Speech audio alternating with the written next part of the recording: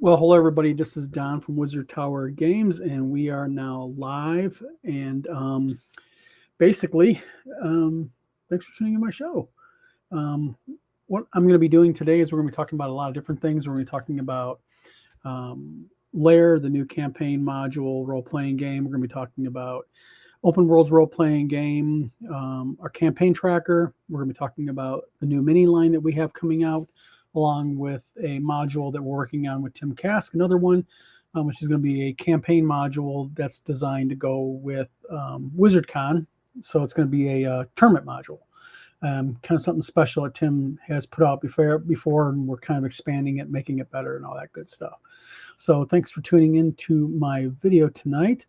First, I want to talk a little bit about Lair. Now, Lair is it's an expansive adventure module. It's about 200 pages long, and it's actually broken down in sections. So if you don't want to use all of it, you can use part of it. And essentially, the way Lair works is you start off in outside a city. There are then you go into a large city called Darkholme. There are city-born adventures within it, and then along with city-born adventures, there are wilderness adventures, and then dungeon style adventures, ruin castle. It is a mega module is what it is, and it is designed for both. Well, it's designed for 5e play, and then we're going to be putting out an OSR version probably the first part of the year. So for you 5e players out there, it's going to be probably right up your alley. So that will be Lair. Lair is scheduled to come out sometime in December, early January, December 2024, January 2025, in time for WizardCon. Along with that is our mini line. We're going to be coming out with a line of standard size minis. We actually put a thing on our Facebook page the other day asking people if they know that are good at painting minis, if they'd like to paint minis for us. What we'll do is happy to hear from you, because we want some really good quality paint jobs on our minis, because we like to advertise them. And so if you're a mini painter out there and you want to get into some mini painting, drop us an email at info@wizardtowergames.com. Again, info@wizardtowergames.com, and show some samples of your work. We'd like to have you do some mini painting for us. It's a paid gig also. Our campaign tracker, and I know I'm going kind of fast throughout this, so if you have questions, by all means, drop them in the chat. But we have a campaign tracker, both a 5e and a an OSR AD&D version of it. Also, there's two different versions. And the nice thing about these campaign trackers is they're based on class. And what you do is, not class types, warrior type classes, magic or spell using classes, that type of thing. And what it has a really cool, really detailed player character record sheet in the front, and then throughout the entire thing is basically you can plot your character from the time you create it all the way to the time your character meets a devious end in some deep dark hole, or retires. They're pretty thick, and they're designed basically for the life of your character. You can track your adventures, track who you're dealing with, track plot lines that the DM's telling you. You can keep track of NPCs that you're dealing with, spells, magic items as you use them, as you go ahead and go through them, as you add more. So Blades and Sovereign Wolf, thanks for tuning in. He says, any news on Blades and Arcana?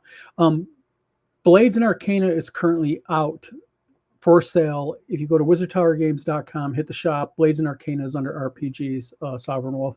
We are putting out the core version, the thicker full-line RPG, as a matter of fact.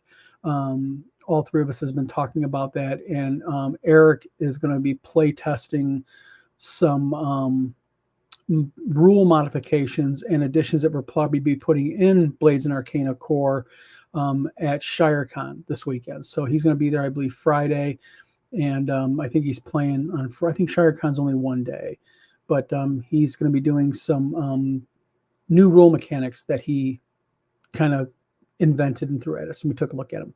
So Blades and Arcana, again, is available.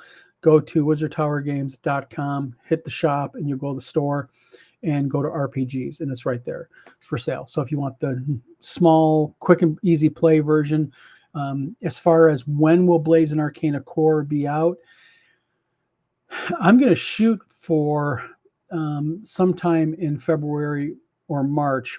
It may be later than that, depending. It's a role-playing game. For those of you who've developed them, is a big thing to develop, and the whole idea behind Blades and Arcana Core is to turn it into a full-line role-playing game with more classes, more races, spells, magic items, creatures, and mechanics, and unique mechanics, because we want to make the game very unique, but yet at the same time kind of familiar.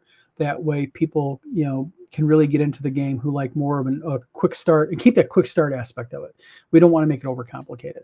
So there's a lot of checks and balances that we're trying to get worked out with Blades and Arcana Core. So don't know which one you meant, but either one you can have now, the other got to wait until probably January, February, maybe even March. Regarding the module that me and Tim Kask are working on, this module. I can't say much about it because we're going to keep it under wraps until we get closer to the convention. But this was an existing adventure module that he put out very limited and played at a couple. I believe he played at a GaryCon, or I think it was a GaryCon he played it at. And what he's doing right now is he's taken the basic module that he did. He's cleaning it up. He's adding stuff to it. He's going to be out, and once we get it, we're going to go ahead and get it laid out, get some artwork plugged into it, and then have it for WizardCon. And that's going to be, matter of fact, the adventure that he is going to be running at the Tim Kask Adventure Experience. So that's going to be a special game for 10 players in a private room with Tim. There's going to be food and drink. You're going to be able to game with Tim for 4 hours. You're going to be able, along with gaming with Tim for 4 hours, you can sit there and, like I said, food and drink, and then you get a module to take home with you. And of course, I'm sure Tim will sign them, talk the history of TSR, talk his experience with the Gary Gygax and all that. And for those of you interested in a little bit more history with Tim, just the other day on this YouTube channel, Wizard Tower Games YouTube channel, I posted a video, and basically it was Tim talking about the impetus of Lost Adventures of Gary Con, the first 2 modules in the collector's pack that we have for sale still. Rod, how you doing? He says, and I'm one of those lucky 10. Yes, you are. Yeah, you got your tickets bought up. Plus, Rod is a special guest here at gonna be at WizardCon. I'm gonna try to bend his arm behind his back and have him do a panel or something. We'll have to wait and see. But I'm sure Rod will be wanting to play games, run games, all that good stuff. But it's a really cool thing for 10 people, and we're almost sold out. So if you go to tabletop events, type in WizardCon 2025, you'll see it. You'll be able to buy a ticket to WizardCon and have the Tim Kask experience. And like I said, 4 hours gaming with the man, and Tim's a really cool guy to game with. I mean, he makes it a lot of fun, really dynamic. Now, also, I want to talk a little bit about our own role-playing game called Open Worlds Role-Playing Game. It is a 3-volume hardcover book set. There is a Game Master's Guide, there is a Player's Handbook, and then there's a Critter Catalog. There is a 4th manual that will be coming out with it later on, probably closer to WizardCon, which is going to be the campaign setting. But basically what we have done is we have taken the core specialized RPG that I created back 25 years ago. I have been improving it, cleaning it up, play testing it. We put it into almost a final form back in 2011, 2012. And I just, after looking at it, having it in my hands, I want to improve on it. And so I've been improving on it. It uses a thing called a task level system, which once you learn a couple of simple, tiny tables, which are really easy to learn, you will probably have to refer to the book mechanics very little, because this is such a unique system. You use the task level system for everything from opening a door to combat to casting a spell, and there's cross-system compatibility. So if you have AD&D spells, if you have GURP spells, Traveler spells, and you want to bring them into the game, it's a really simple conversion to bring them over. to bring them up to a task level. So it's going to have, oh geez, I believe the total count of new and unique classes is 18, and then we have about the same amount of new and unique races. We do have elves in the game, but they're not your standard D&D elves. They're a different type of elf. So you can have unique classes. There are over 300 spells, over 400 spells, And for those of you who like it or maybe don't, it also invokes and utilizes skills. So you can manipulate your characters and utilize your characters very well. And what's really cool about this game is magic users can use swords.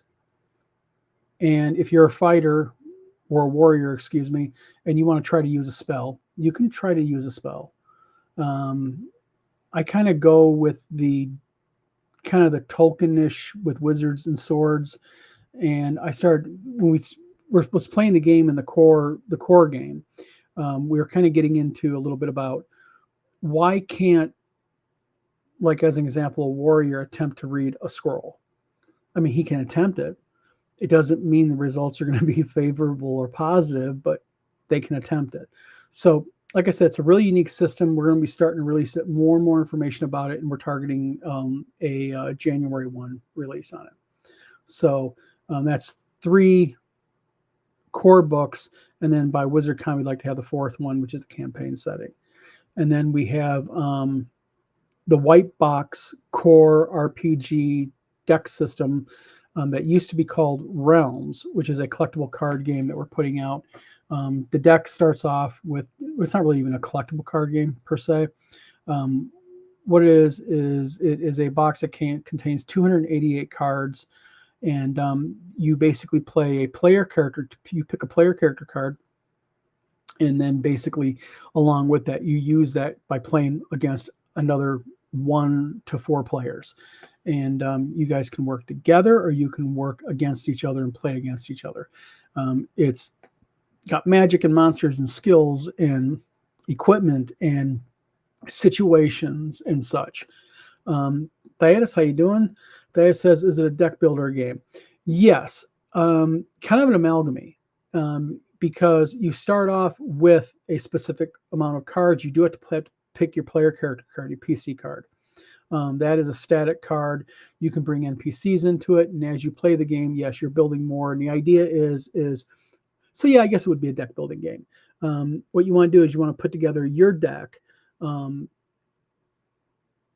that you think that you need to adventure with, and then as you go, what powers the cards is copper, silver, and gold. So there's copper, silver, gold, and platinum. So there's 4 types of things that power the cards, and it's coins. Like in traditional D&D, you want to go to a magic shop and buy magic, you can do it. Each card has a cost, and like monsters have an attack and a defense. The player character card has static stats you can add to them, like certain pieces of equipment add to those stats. Like as an example, each player character can only carry a certain amount of equipment. But if you have a backpack card, that backpack card will allow you to carry more equipment and such. And there's certain magical items that allow you to carry more equipment. If you're a spell-using class, like if you choose a class that's like a player character that uses spells, what you can do is you can get your hands on a spell book, which adds more spells to your availability. So it's a really unique game. And the idea is, like I said, is you can either play with other players against a dungeon master's deck or a game master's deck that you put together, or you can go ahead and you can play against other characters. Thydus asks, so this is a more serious version of Munchkin. It's a much more serious version. It's much more expandable. Munchkin's kind of a they're very different. When I created the game Realms is the original working title. I really wanted to make a role-playing game in a deck, but I don't want to do magic. I wanted to really make something that had an RPG feel to it. So as an example, I have situations and location cards that you can be put into. locations and situations throw spins on what's happening right now in the game and such. Titus goes, sort of. Yes, I really, really stress the word sort of, because it's really a unique game. It's really designed to be, like I said, it really has that RPG feel to it, that role-playing game feel to it.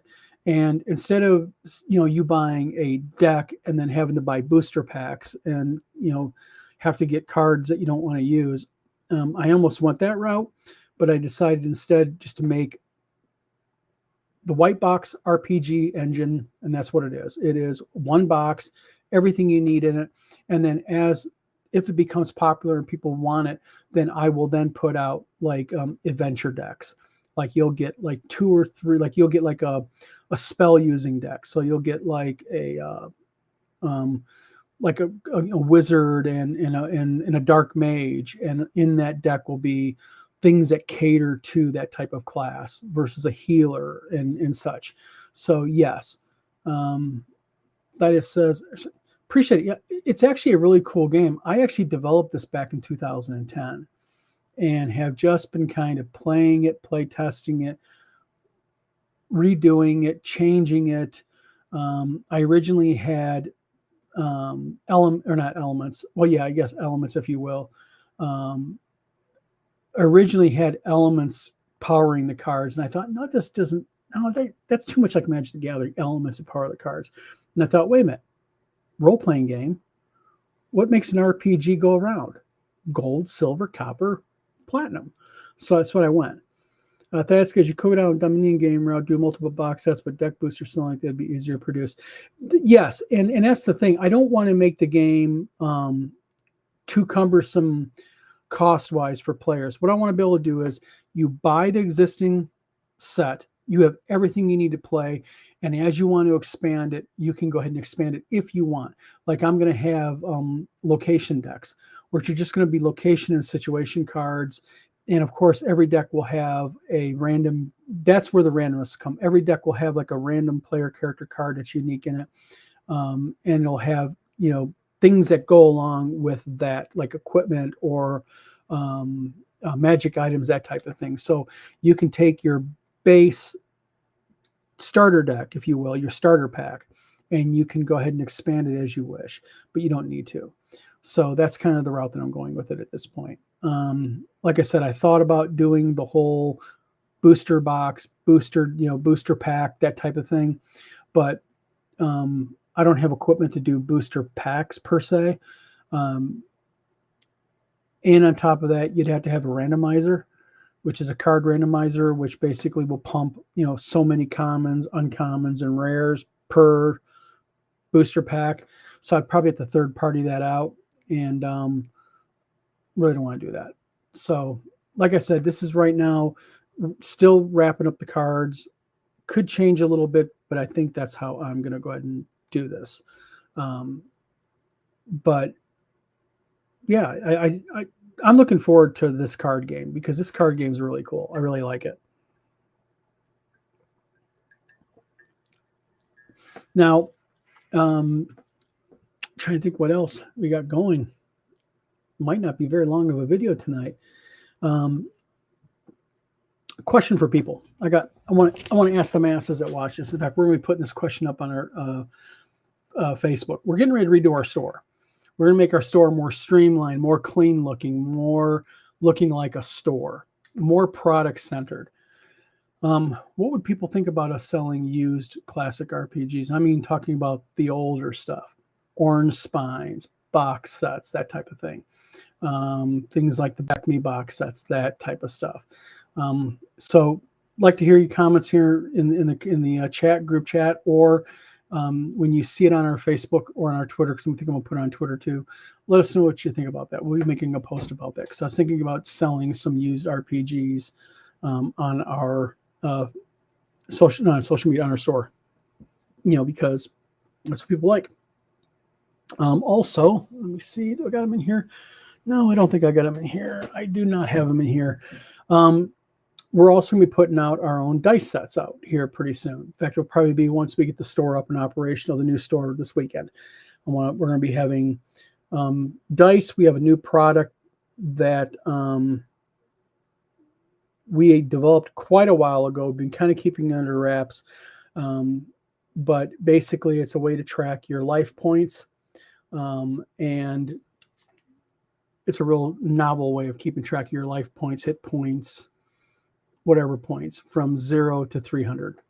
So we're getting a little bit more of that. I don't want to announce it too much right now, but we're going to be getting more of it later on, getting to it more later on. D20 Delving, we are hopefully going to have those wrapped up and available end of October. So we can finally get those out. Yay. Pooh, our board game for kids. We're actually going into manufacturing of that this month. So probably, hopefully by the end of October, we'll have preliminary Poohs available. And for those of you who don't know, Pooh, Winnie the Pooh game is a game that is designed for children, pre-K, pre-kindergarten, young fives, preschool, all the way up through kindergarten. Kind of helps them get in line. Thaidas says, Miniature Market does something similar, assuming there was an accurate description. Yes. We're going to be doing minis, the little mini figures. And so those are definitely going to be on our new page or our new store. And that's the reason why I need to clean the store up, make it more product centered, more easy to navigate, more imagery, more in line with each other. And that way what we can do is people can go ahead and if they can go in and they want to purchase minis, they want to purchase that type of stuff. We are not going to be selling STL files, which is the 3D files that you need to print minis. What we're going to do is we're going to sell the actual minis themselves. So yeah. And then we're going to do some other cool stuff like, up above my head, you'll see that there's a spectator. We're going to be doing some custom 3D printing, making large spectators and other nasties, heads and such that you can go ahead and purchase. And those will come also fully finished and such. Going through the math, thanks for tuning in. He says, I say, go ahead and sell old product. I have faith in your price will be reasonable, unlike some well-known auction site. Well, I mean, the thing is, you know what the problem with that well-known auction site is this is the problem with it, is you have people on there that really do not understand the market. What they do is they get on there and they just start looking at what everybody's selling. And there's a lot of people that are selling stuff on there. Like, I'll give you an example. I was on there the other day, and someone had an orange spine Dungeon Master's guide, okay? And it was in decent condition, unwritten in, okay? He wanted $800 for it. And that's the kind of junk that you see on there. So what happens is you got somebody that doesn't really understand the market. Maybe they go to a garage sale, they buy a tote, and they're a resale. They got a bunch of D&D books. And they go in, they start looking, and their automatic settings are set from priced high to low. And they see all this exorbitant pricing and they think that they have, a gold mine. No. Like I'm loading tomorrow, Fight in the Skies, 1975 box set, prim, mint, unpunched cards. Got my paws on one. In fact, it's right about there.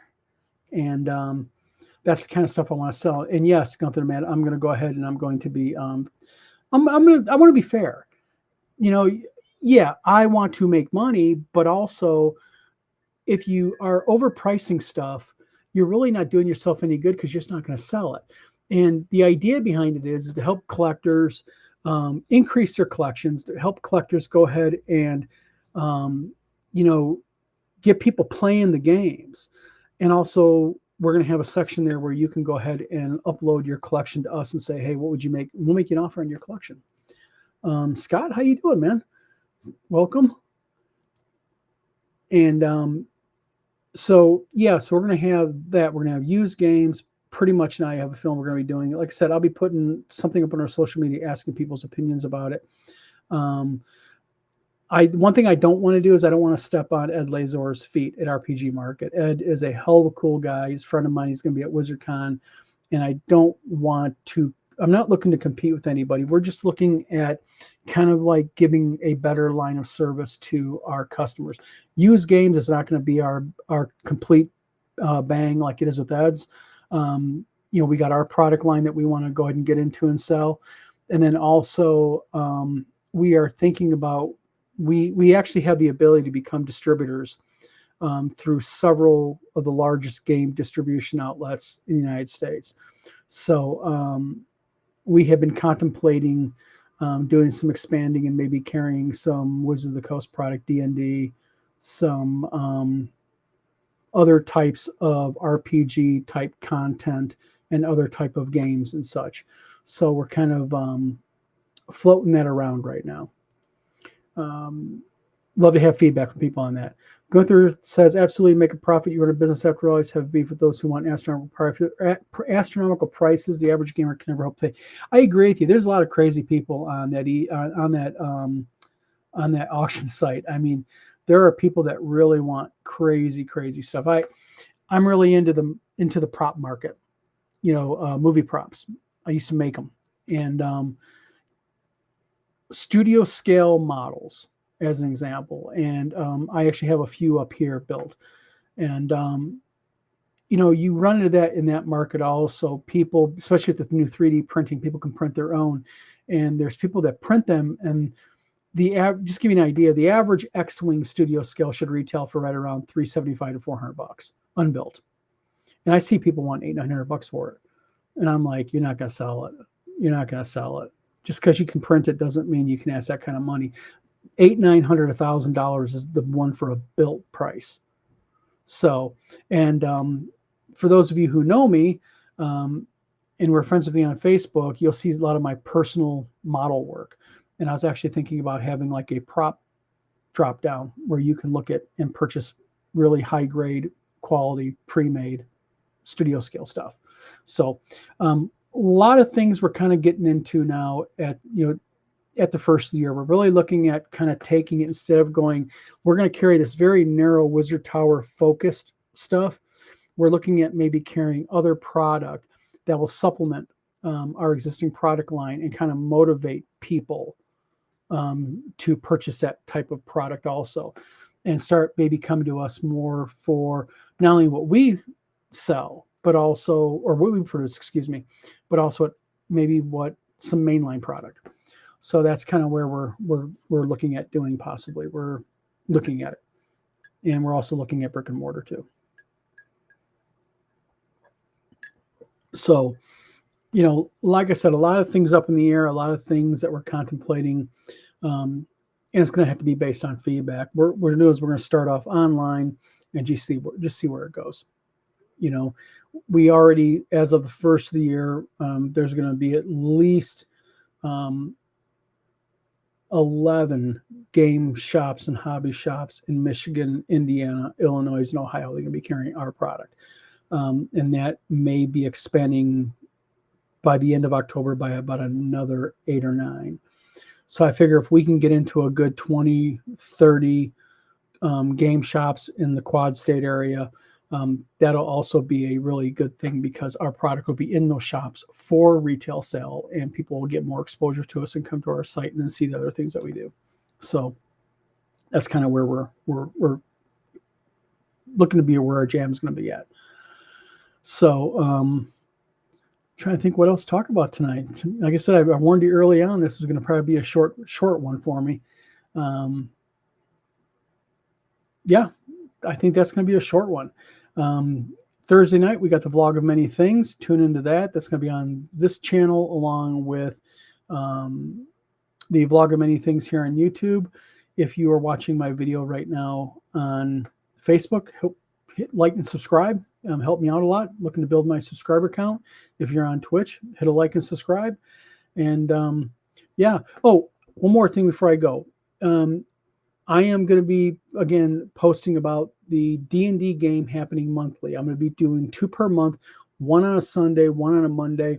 The Monday is going to be for everybody on the West Coast. So I'm going to start later on Eastern Standard Time to accommodate you folks on the West Coast. And then the Sunday game is going to be earlier, which is going to accommodate people on the East Coast. So I'll be posting that tomorrow, information about that tomorrow, and that way you can go ahead and you can do whatever game you want. Jim, thanks for tuning in, man. Jim Wappler says, sounds like enough stuff for any 4 normal indie. Yeah, exactly. Well, the thing is, what I'm trying to do here is, you know, what I'd like to do is, of course, I want to sell Wizard Tower Games product, but if I can bring other line into it, I have the room to stock it. I have the room to store it. So why not? And like I said, I have the ability to become a retailer selling games based on through three or four of the major game distributors here in the States. So I'm not looking at being like a full line game shop, but just some interesting product to supplement our product that feeds into each other would be really cool to do. Like I said, we have our own dice, but if I could carry some other type of high end level dice or whatnot, or stuff to accommodate that, we're gonna be carrying custom made dice bags that my wife makes. Really cool dice bags, really high quality stuff. Those are gonna be going in our new store. So just like I said, just a lot of stuff that we're going to be putting out. And like I said, we're looking at kind of how to expand in a way that isn't going to bog me down, but expand in a way that we can go ahead and we can expand in a way that we can go ahead and offer a better experience for our customers, basically. Gunther the Mad says, everybody watching, please hit the like button. Every little bit helps. I shill there. Thank you, Gunther. Gunther's right. If you hit the like button and hit subscribe, that helps us out a lot. We're just trying to build our channel. And, you know, as the bigger our channel gets, more we can offer, more that we can do. And like I said, you know, stay tuned in our social media. Go to our Facebook and our Twitter. We're going to start getting back into Twitter again. But we're going to be putting stuff about the monthly game and also asking questions about whether or not we should sell used games, and also whether or not, along with the used games, whether or not if there anybody out there want to do mini painting for us. So, yeah, 32 minutes. Usually I do an hour, but everybody, I'm going to go ahead and stop this. It's 32 minutes. I'm kind of running out of stuff to say. I wanted to sit here and drone on. So appreciate everybody in the chat. Hope everybody has a really good night. Again, look out. We're going to be doing our looking for gamers. We're going to do, like I said, once a month. I'm not going to do like a Monday and a Tuesday in a row. Like 1 week maybe a Monday, and the 2 weeks later maybe a Sunday. But I'm going to do a Sunday and a Monday game, and then that way you can go ahead and choose which one you want. And I'm going to do probably 4 to 6 players each game. See how it goes. And they're going to be really unique stuff. I'm probably going to play test. I'm probably going to play test new modules that we do. Rod, you're going to get the last say of this. Rod says, I agree. People want too much money for their game stuff. That's right. And that's what I was kind of thinking about this real quick. That's the whole thing about behind all this is I was thinking, you know, if, you know, we're being offered collections all the time, and the collections we're being offered are actually reasonably priced. And if I can buy a collection and then break it down and sell things at a reasonable price that gets the older games into people's hands, why not? And then Rod says, one more thing. Rod says, when Darlene had her fundraiser, I sold my still shrinker at Homes Basic, and it only went for $650. I was hoping more. Yeah, and that's the thing. You know, it just all depends. And then that's more than a 6-print DMG. Yeah, exactly. And see, the thing is, and again, that's about the auction site. You just get people and they want crazy stuff. And then once in a while, like that right there, you get that thing and it's like, holy cow, almost brand new, unpunched, like $80 shipped. Holy shit, get it. So, yeah. So, yeah, we're not going to be doing any 6-print DMG guys for any crazy money. That's for sure.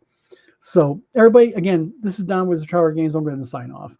So, hope everybody has a good night. And again, Thursday night, vlog of many things. Tune in.